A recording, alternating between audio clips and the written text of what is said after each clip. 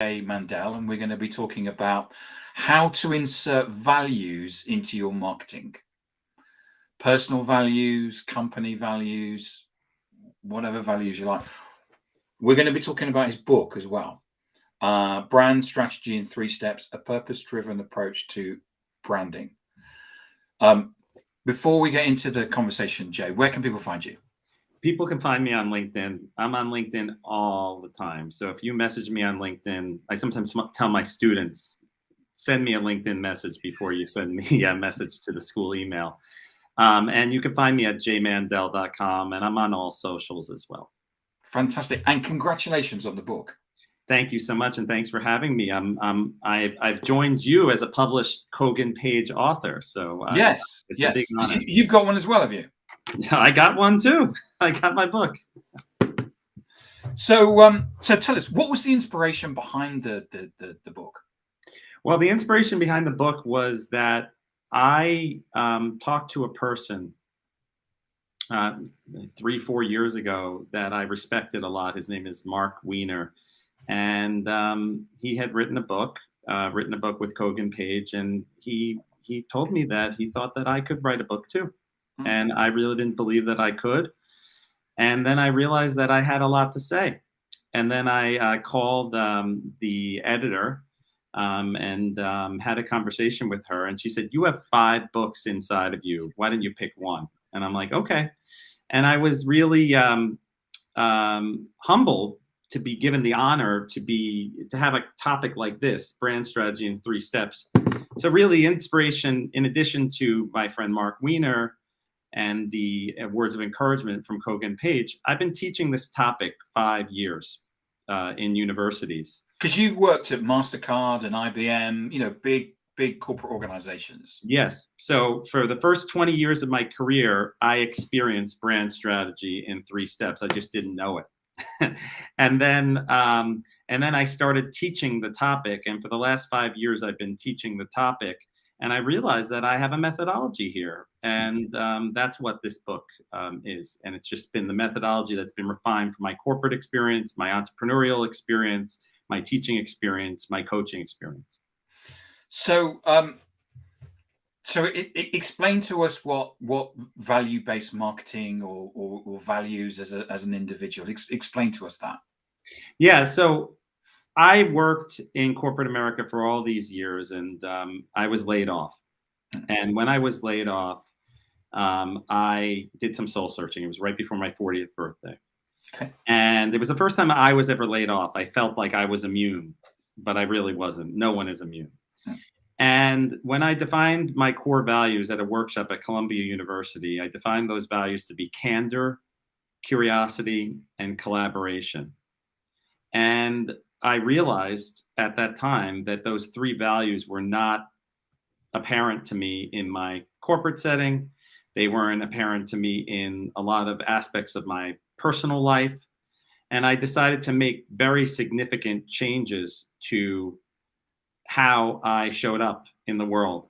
And so those values really had an impact on me. And then I realized that the marketing that doesn't have values, the marketing that is superficial, the marketing that is just out in the world, that is just transactional, just trying to trick someone, doesn't work anymore.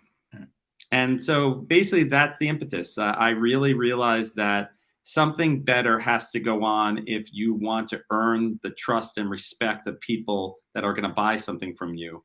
And that has to start with values. So what the book does is it says, okay, what are your values? And then how are you going to apply those values personally to help you find the right type of job, whether it be corporate or entrepreneurial or whatever it may be? And then how are you going to take those values and apply it to your work? Yeah. That's what we do. Yeah. And I think that by you finding your values yourself and then applying it to work is in a way the way that you're going to get the brand to have values. I mean, obviously you can do it from a top-down perspective, but if you as a team or individuals are going to work and saying, well, this is what I stand for, then that's going to reflect in the brand as well. It does. And when your brand stands for something, that means that you have to also say no. Yes.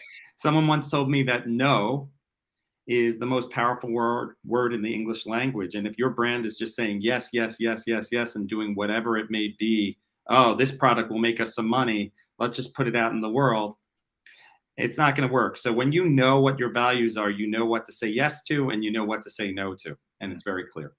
When we met pre this call, the first thing you said to me, "What are your values?" And I was like kind of taken aback. I'd read the book, but I thought I hadn't sort of. So I'm actually processing that at the moment. Yeah, we'll So take a while. come back to you and say, I can't come back to you and say these are my things, but I am thinking about it. Well, that's exactly right. Everyone has values, but I think if you take the time to document them, and this is the first thing I do with every student that I have in my class, it's the first thing I do with any coaching client that I take on. It's what are your values? So if you define candor, curiosity, and collaboration, and it won't be perfect, but if you define that, you're going to know how to measure if you've achieved it or not. So then when you do yearly goals, okay, did I collaborate? Did I express things with candor that other people might not have said? Have I exhibited curiosity in the way I go about my business? Yeah. So you have the values. I know you do. You are very clearly a values-driven individual. But I encourage you to keep on processing it and then write them down. And I'd like to see them on that wall one day. Yeah, and the thing is that I quite like curiosity from yours, but I keep thinking, well, maybe I shouldn't. I shouldn't be copying Jay. You know, no, everyone has curiosity is one of the things that I love. So it's and asking questions. Whatever it is that you do will be personal for you, and you can have curiosity as a value, as my gift to you.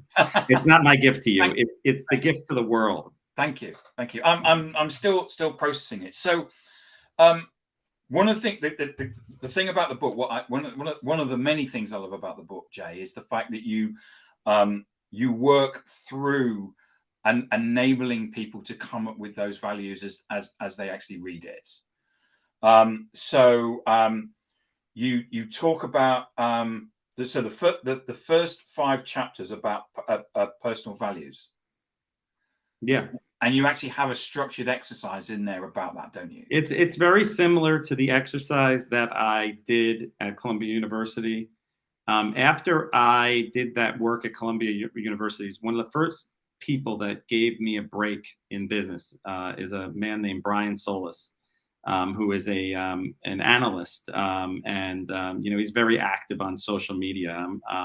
I've actually met Brian and shaken. Yeah, everyone's met Brian. He's a very I've met, yes, and I went up to him at a conference and said, yeah, he's a very charismatic guy. And hello, Brian, I'm Tim Hughes. I'm on social media, and he, oh yeah, I know you did.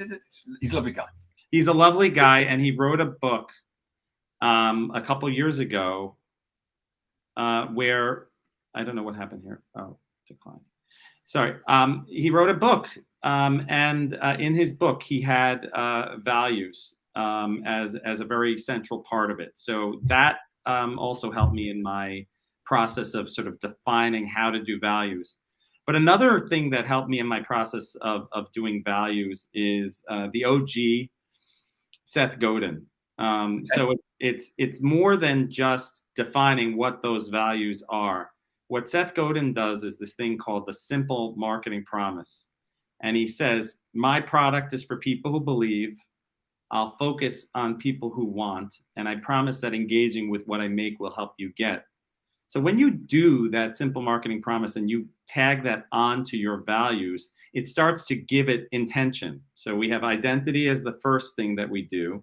And then intention is, okay, so now that we understand those values, to what end will those values be sort of put out into the world? My product is for people who believe. I'll focus on people who want. So you're starting to understand that the people that want this is exactly what you're going to deliver. Mm-hmm. And so by doing that promise so that would be like chapter 3 or something like that. So we take that promise and then we start to say, okay, what does the world of marketing look like today? And that's how we transition from, okay, this is now going from your values to values that you can successfully apply in your work setting. In a way, I feel it's a bit like having affirmation in terms of, every day we get up, we have this, set of affirmations that we read about what we want to do. But in a way, what we're doing with our values and the simple marketing promise is doing that from a business perspective, aren't we? We're saying this is how we want to live. This is the way that we want to be. That's exactly right. And it's really remarkable. I'll give you something that I don't know if I should, but I'm going to do it anyway. Okay. In therapy, I talk to my therapist all the time, and he says, Jay, the way that you manage your business, there are lots of parallels to the way that you can and should manage your personal life, the relationships with your children, the relationships with your ex, the relationships with this and that. So, I've always had a hard time sort of separating, delineating, okay, I'm at work, I'm doing this, I'm doing that. And I really have figured out that as a business person, as a person that wakes up in the morning, as a person that creates a schedule for my day, as a person who sort of works through things in a methodical way in business. Well, I have a kid with ADD, attention deficit disorder, and autism. And the things that I do to structure myself, I am bringing into my personal life more and more because my son needs it. So these things that we're talking about in this book, it is a business book. It's a serious business book by a serious business publisher. But the way that I got to those things and the constant flow of discovery that I'm having personally and professionally is circular. And it's definitely affecting my productivity as an employee of my own company, but also as a dad and just an individual in general. So we've gone through in terms of the book, personal values and the structured exercise. We then look at the simple marketing promise, and then you start moving on in terms of the changes have taken place. Yeah, and the changes are significant. I mean, when I teach a marketing class, I'm embarrassed to put up AIDA. I'm embarrassed to talk about segmentation.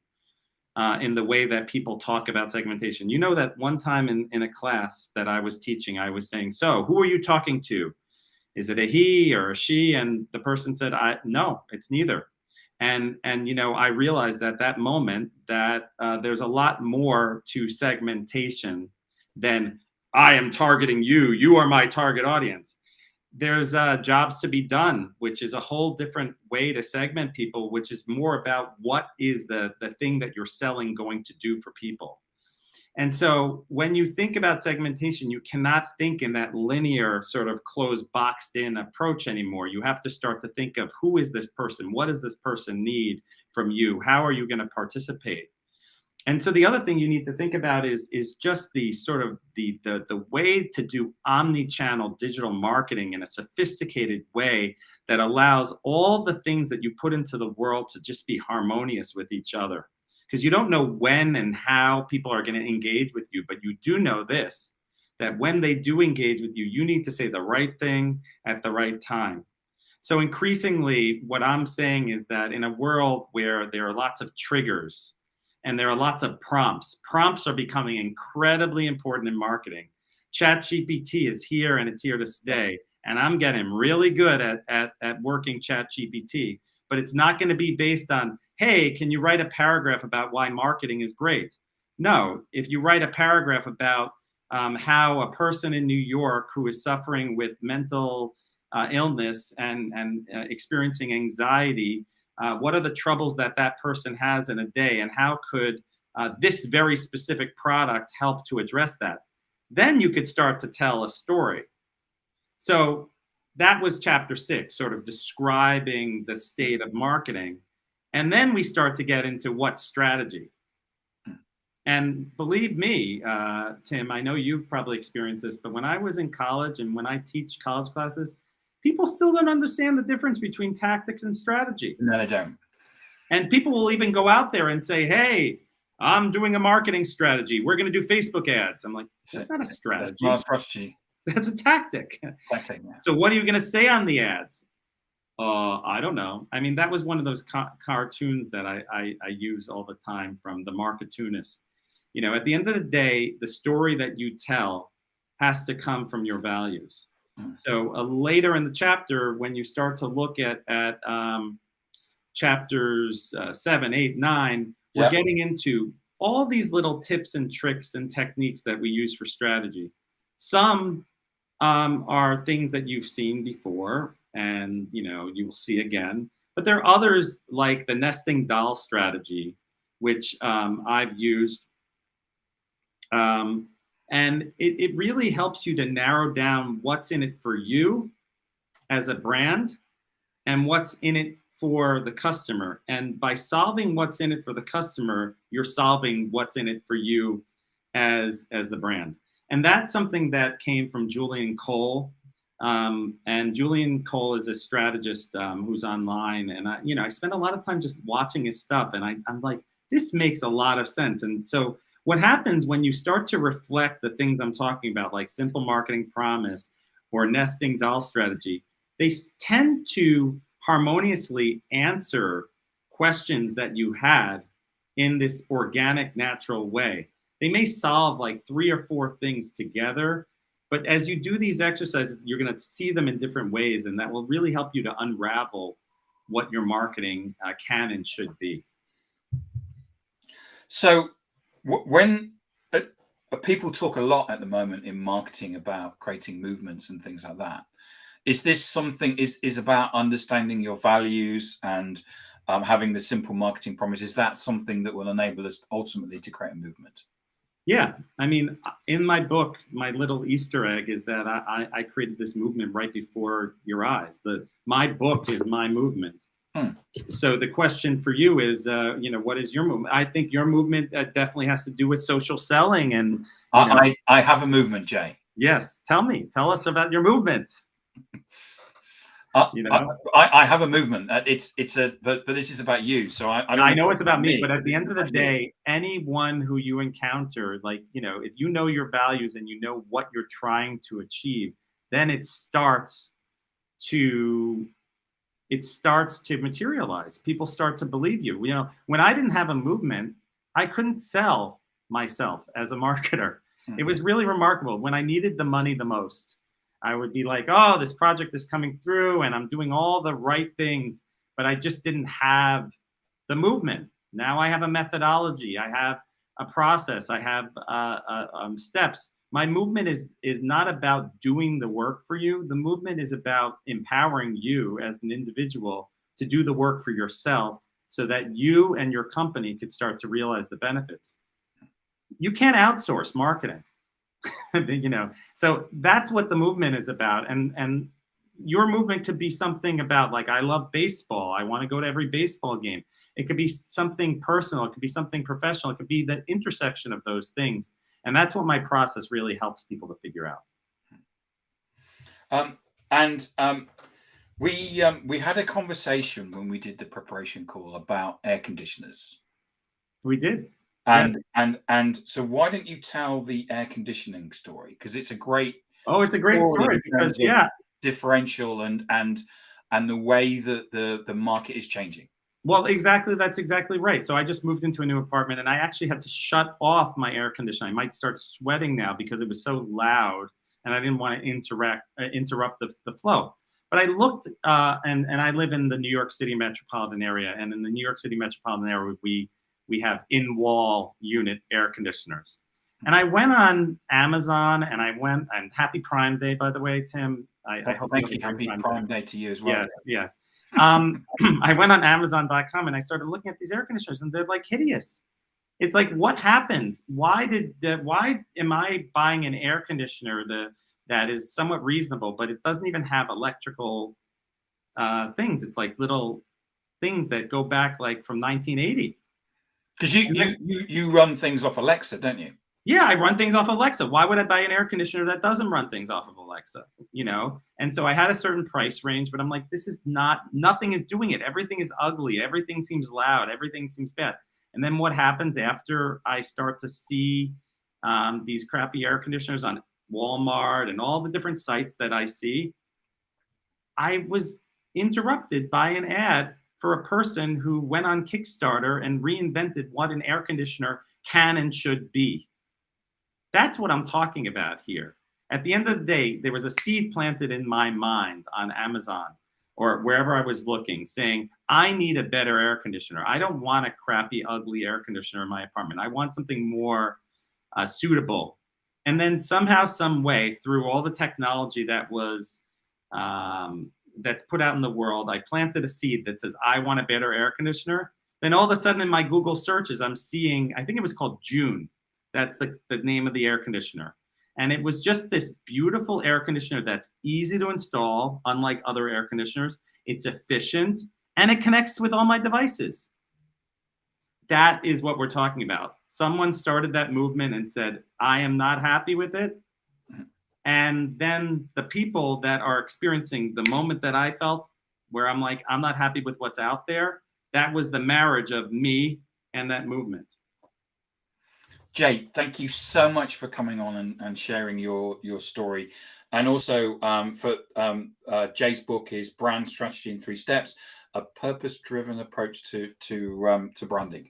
And as you can see, I'm still pondering my values, but I will come up with something. I will promise you. You will, and I know you will, because I could just feel it. So thank you for having me, Tim. Thank you. I really do appreciate it. It was a lot of fun. Good. And where can people find you, Jay? Jaymandel.com. And again, LinkedIn, just send me a LinkedIn request. I won't be shy. If your LinkedIn request is not generic, I will reply to you. Yes. And please send a note saying you saw Jay on this show or something like that. Yes, I really appreciate that. I saw Jay on the show and he's rubbish. Whatever it is, just send a message. A real note. That is all about values. Be a human being. That's right. Jay, thank you so much for today. I really